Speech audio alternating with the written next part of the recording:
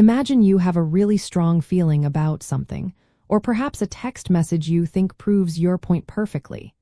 In everyday life, we often use the word evidence quite broadly, applying it to anything that seems to support our beliefs or arguments. In the legal system, the answer is a clear no. Not all information or items that seem like evidence in common conversation will qualify as legal proof in a courtroom. There are very specific and stringent rules and processes that govern what can be admitted and considered by a judge or jury, ensuring fairness and accuracy in legal proceedings. The reason for this critical distinction comes down to the foundational principles of fairness, accuracy, and efficiency within our legal system.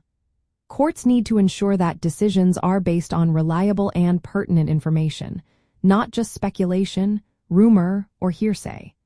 This is precisely where the rules of evidence come into play.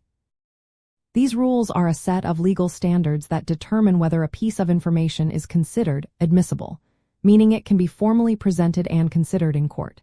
To be admissible, evidence must typically satisfy several criteria. First, it must be relevant to the case, meaning it helps prove or disprove a significant fact that is in dispute.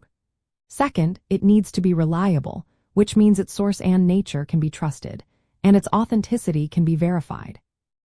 For example, a signed written contract is generally considered highly reliable, while a vague rumor overheard from a friend might not be considered reliable enough to influence a legal outcome. These rules protect against misleading information and ensure a fair trial. So, how can you start to tell if something you have might be considered legal proof? When you think about any item or piece of information you believe is evidence, try asking yourself a few straightforward questions. Is it directly related to the specific facts that are being debated in the case? Can you clearly show where it originated from and provide assurances that it has not been altered or tampered with since its discovery?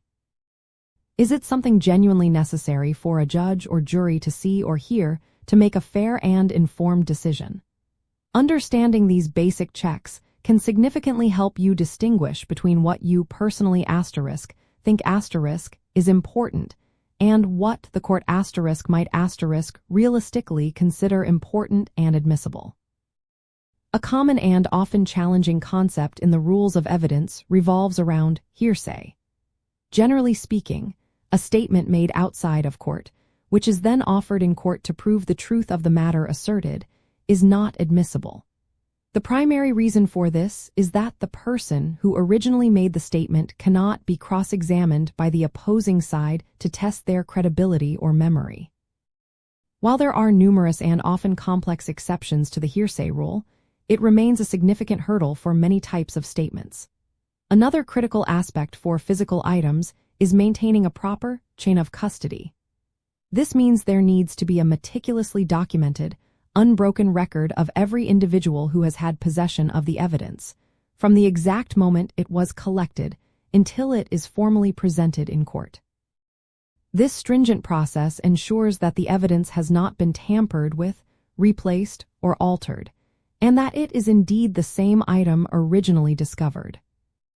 Grasping this fundamental difference between general information or everyday evidence and what truly qualifies as legal proof empowers you to approach legal situations with a much clearer and more informed perspective.